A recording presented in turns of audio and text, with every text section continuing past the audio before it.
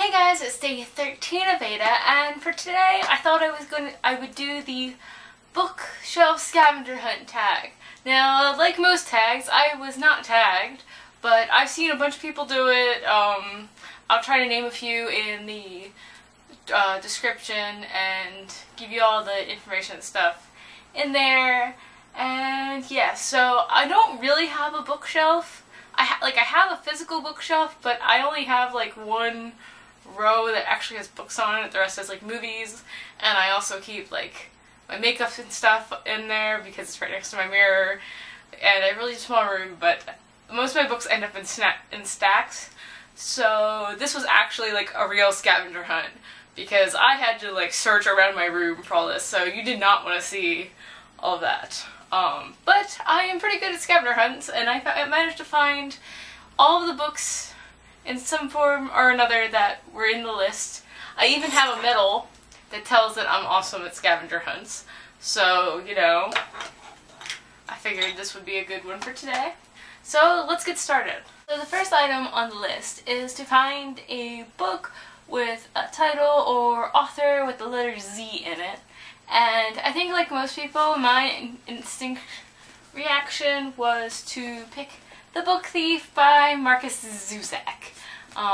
Really good book. I am in the process of reading it now, but highly recommend it. The next one, it was to find a classic.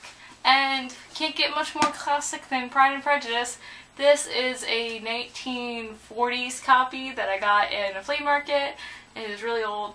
It smells like books, old books, and I really like it, and I love Pride and Prejudice. Next one is to find a book with a key on it, and of course, The Archived has a key on it. I just did a review of this. I love this book. So good. Highly recommend. I will link my review if you want to see that. The next item is to find something on your bookshelf that's not a book.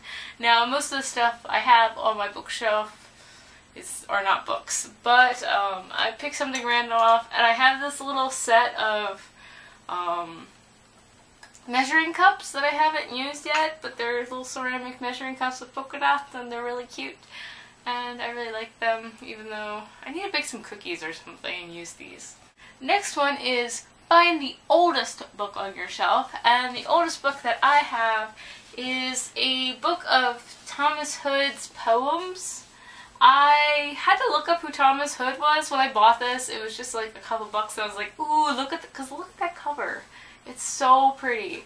But it actually doesn't have a copyright date, but it has an inscription in one of the pages that dated, I think it dates back to like 1883. So it's really hard to get much older than that. The next one is find a book with a girl on the cover. Now, like, part of me really does not like books with like just a random person on the cover, because usually they're that kind of like the romance ones. I'm kind of not a fan. But I just picked up a random book of the Solace series. This one is Heartless, and it has, I'm assuming that's Alexia. And yeah, I really love this series. Even if it is like paranormal romance, I still love it. The next category is to find a book with an animal in it. Now, I'm not sure if this meant like on the cover or like actually in the book, but I picked Harry Potter and the Order of the Phoenix because, well, it has an animal on the cover, as well as many animals inside. But this copy is a British first edition that I got while I was in England, and it is my baby. I wish I took a little bit better care of it, but it's still my baby, and I love this, even though the fifth book is not my favorite. Moving right along, the next category is to find a book with a male protagonist. And I am reading this one right now. It is Mr. Priamba's 24-hour bookstore, and it centers around this guy named Shannon, who just got a job at Mr. Priamba's bookstore, and some things are going pretty weird. And this is a really good book. I'm about halfway through it. Let's see. The next category is to find a book with only words on it. Now, this was a little bit difficult because a lot of the books I have really nice illustrations. I'm very drawn to pictures that are a book. I essentially judge a book by its cover. but I have this Cassell's New German Dictionary, and that is all it has on it. There's nothing on either side. I don't think you can count the line, but it just has words on it, and I really love this dictionary. I got it when I got the Thomas Hood's book, and it has like really interesting script that you probably can't see from there. But it's just an English to German dictionary, and I like my German. This category is to find a book with gold lettering. As you can see, I have quite a few books that have gold lettering, so I just picked up another random one. This is Wicked and Son of a Witch, the leather-bound classic version by Gregory Maguire, and I just love this book. I think it's gorgeous, and it has gold lettering. Find a diary, true or fictional, is what they want me to find next. And I found Mary Shelley's journal. I actually haven't read this one. I got it along with the dictionary and the other one. But I'm pretty sure it's just like a collection of Mary Shelley's journals, as the title would imply. Now they want me to find a book with someone that was written by someone with a common name. So I picked up Fee by M.T. Anderson. Anderson's a pretty common name. I had to read this for my dystopian lit class, and it's really interesting and also kind of scary because it kind of goes into our obsession with technology, and it's very, very interesting. But yeah, Anderson, fairly common name. I think my second grade teacher's last name was Anderson. I just realized I skipped one.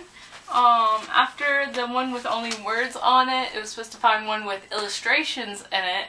And I don't have a whole lot of books, at least here, that have illustrations. I have some kids' books. I kind of forgot about those because they're in a separate section. But I found this. This is my Gishwas yearbook thing, and it just has all of our items in it that we contributed, and it's pretty epic.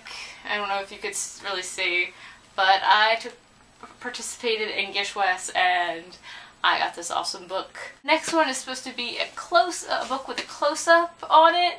I couldn't really find anything with too much of a close-up that wasn't like really abstract, but I have Cruel by Jennifer Albin, and it has a close-up of a girl's face.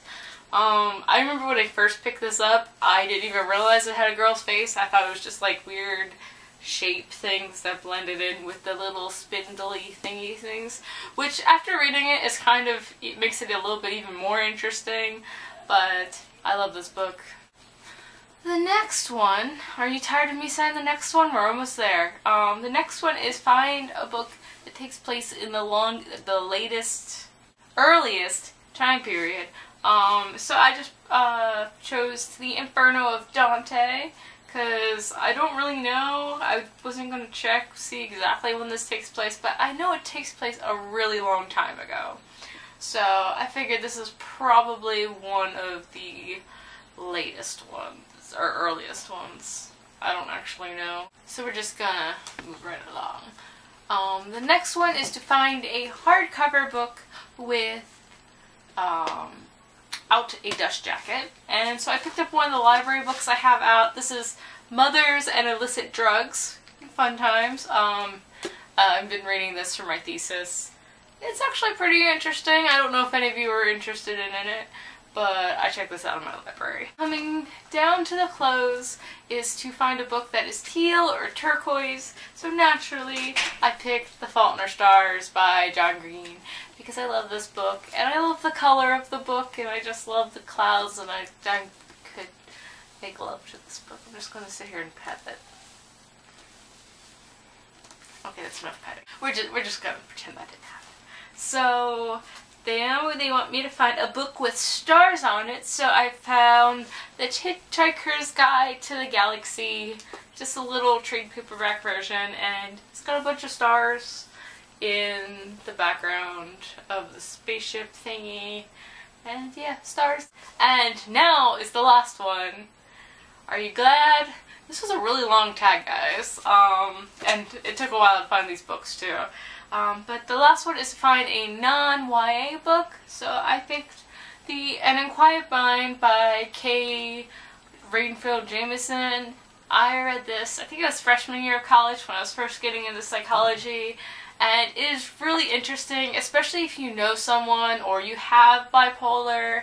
I know this helped me get through a lot of stuff with my dad, but it's just a really interesting story of this woman who was dealing with major bipolar or manic depression, and she actually became a psychiatrist, and she was doing it while she was a psychiatrist. It affected her family, and it's just a really, really good book. I really love this book. That was a lot of books. I have a lot of books. This is even like part of how many books I have, because I have so many more like at my dad's house, and I just love books. I have a book buying problem. I've told you this is not a secret. But yeah, I think that's going to be it for today. So I will see you guys tomorrow for VEDA 14. Yeah.